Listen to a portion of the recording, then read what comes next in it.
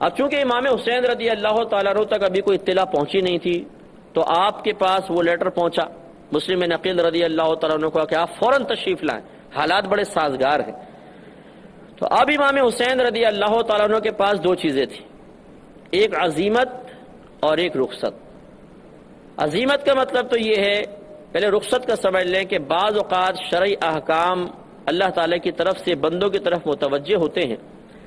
لیکن اس میں رعایت کا پہلو ہوتا ہے، نرمی کا پہلو ہوتا ہے۔ اگر آدمی چاہے تو اس نرمی کو اختیار کر لے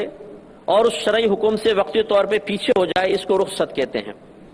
جیسے کوئی شخص ہے کھڑے ہو کر نماز پڑھنے میں درد ہوتا ہے تو اجازت دے دی گئی بیٹھ کے پڑھ لو۔ اب اگر وہ بیٹھ کے نہ پڑھے کہ میں کھڑے ہو کر پڑھوں گا تو ہم کہیں گے یہ عزیمت پر عمل ہے، اور اگر وہ بیٹھ کے پڑھ لے تو کہا جائے گا یہ رخصت پر عمل ہے۔ امام حسین رضی اللہ تعالیٰ عنہ کے پاس دو راستے تھے، ایک عزیمت کا جو مشقت والا تھا، آپ اگر نکلتے جا کے یزید سے مقابلہ بھی ہوتا، جنگ بھی ہوتی، سب کچھ ہوتا، اور ایک رخصت کا معاملہ تھا کہ یزیدی لشکر بہت بڑے تھے، ان کے پاس طاقت تھی، ان کے پاس حکومت تھی، تو اس میں آدمی شہید بھی ہو سکتا ہے۔ تو امام حسین رضی اللہ تعالی عنہما نے خواص کا راستہ اختیار کیا، اور وہ وہی راستہ ہے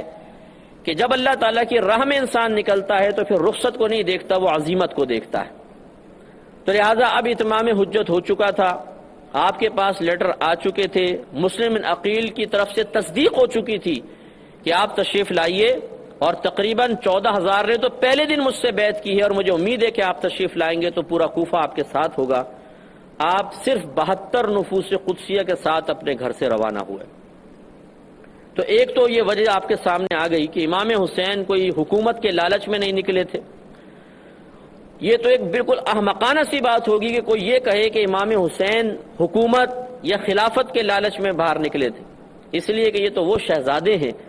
جن کے بارے میں نبی کریم صلی اللہ علیہ وسلم نے اپنی حیات طیبہ میں بشارت عطا فرمائی تھی کہ حسن و حسین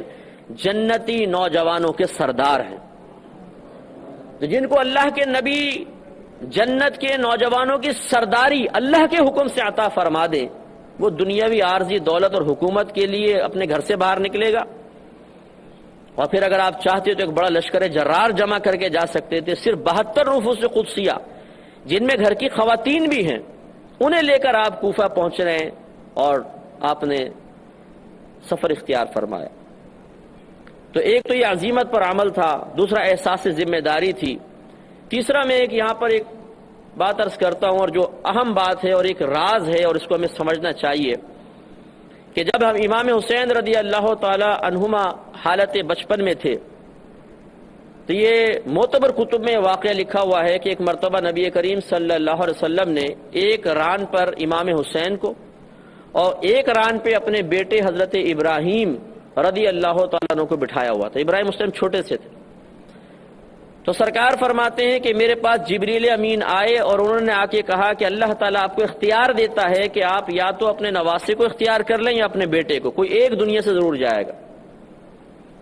تو میں نے اپنے بیٹے اپنے اس نواسے کو اختیار کیا، اور اپنے بیٹے کو میں نے کہا کہ میں نواسے کو اختیار کرتا ہوں، بیٹے کو چھوڑتا ہوں۔ تو ابراہیم کا کچھ عرصے بعد ابراہیم رضی اللہ تعالیٰ عنہ کا انتقال ہوا، لیکن ساتھ ساتھ سرکار نے فرمایا کہ میری امت میرے اس بیٹے کو بھی انتہائی بے دردی کے ساتھ شہید کرے گی۔ اور ام سلمہ رضی اللہ تعالی عنہا کو سرکار نے ایک مٹی دی اور کہا کہ یہ اپنے کسی شیشی وغیرہ میں ڈال لینا، جب یہ مٹی خون بن جائے تو سمجھ جانا کہ میرے اس بیٹے کو شہید کر دیا گیا۔ اور ابن عباس رضی اللہ تعالیٰ عنہما سے مروی آپ فرماتے ہیں کہ امام حسین رضی اللہ تعالیٰ عنہ کی شہادت، آپ کے واقعات آپ کی بچپن سے مشہور ہو گئے تھے۔ سرکار نے بشارت دے دی تھی کہ میرے اس بیٹے کو شہید کیا جائے گا۔ اور تہذیب و تہذیب اٹھا کے آپ پڑھ لیجئے، بڑی معتبر کتاب ہے، اس میں یہ لکھا ہے صراحتاً کہ نبی کریم صلی اللہ علیہ وسلم نے ارشاد فرمایا کہ ایک وقت آئے گا کہ میرے اس بیٹے کو قریش کے آوارہ گرد نوجوان شہید کریں گے۔ اور یہی ہوا، سن 60 ہجری میں یہ یزید حاکم بنا ہے۔ سن 61 ہجری جب آیا ہے، ایک سال تقریباً اس میں نکلا کہ آپ مدینے سے مکے آئے، پھر 6-7 مہینے وہاں ٹھہرے۔ سن 61 ہجری کا مطلب سن 60 ہجری کا اختتام تھا اور 61 ہجری کی ابتدا تھی، سمجھ لیں۔ تو ذوالحجہ کا مہینہ تھا، 3 ذوالحجہ کو امام حسین رضی اللہ تعالیٰ عنہما اپنے گھر سے نکلے ہیں۔ تو اب راز یہی ہے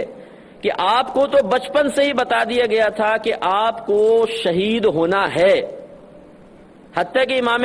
حضرت علی رضی اللہ تعالی عنہ جب ایک سفر سے واپس آ رہے تھے تو ایک جگہ آپ نے پڑاؤ ڈالا، پوچھا یہ کون سی جگہ ہے؟ بتائے میدان کربلا ہے۔ تو آپ رونے لگے اور خیمے سے باہر آ کے آپ نے فرمایا کہ میری اولاد کو اس مقام پر شہید کیا جائے گا کیونکہ نبی کریم صلی اللہ علیہ وسلم نے مجھے بتایا۔ تو یعنی اتنی معروف چیز تھی۔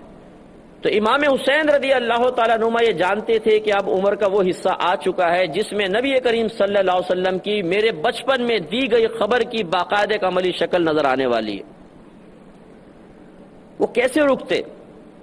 اور پھر آپ دیکھیے کہ اگر روکنا ہی مقصود ہوتا تو اللہ تعالیٰ کے نبی اللہ کی بارگاہ میں دعا کرتے کہ یا رب کریم اس کی شہادت کا معاملہ ختم فرما دے، میرے بچے کو کوئی بے دردی سے شہید نہ کرے۔ حضرت علی رضی اللہ تعالیٰ عنہ دعا کر دیتے کہ اللہ تعالیٰ میرے بچے کو شہادت اس طرح بے دردی سے نہ مارا جائے۔ بی بی فاطمہ رضی اللہ تعالیٰ عنہ دعا کرتی، لیکن کسی نے دعا نہیں کی، اس لیے کہ وہ خاندان رسالت اللہ کی رضا پر راضی تھا کہ اگر اللہ کا ازلی فیصلہ ہی یہ ہے کہ ہمارا خاندان میدان کربلا میں اپنی جانیں قربان کر کے قیامت تک کے لیے ایک عظیم